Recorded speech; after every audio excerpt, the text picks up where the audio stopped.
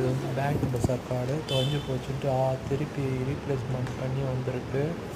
ஆக்சுவலாக இது ரீப்ளேஸ்மெண்ட் வந்து ஃப்ரீயாக தான் கொடுத்தாங்க. கம்ப்ளைண்ட் புக் பண்ணி ஒரு 7 டேஸில் வந்து வந்துச்சு. அந்த கார்டு தான் ஓப்பன் பண்ணி உங்கள்கிட்ட காமிக்க போகிறேன்.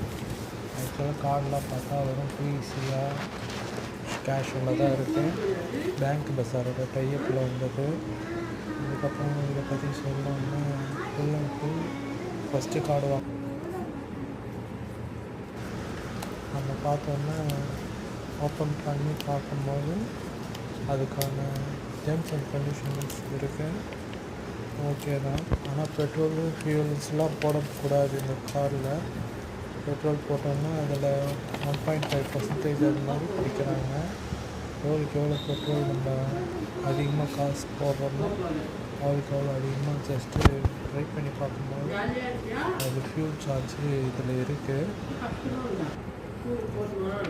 ஃபியூலுக்கு மட்டும் இந்த கார்டை யூஸ் பண்ணக்கூடாது. அது மட்டும் நல்லா தெரியுது. அவ்வளோதான்.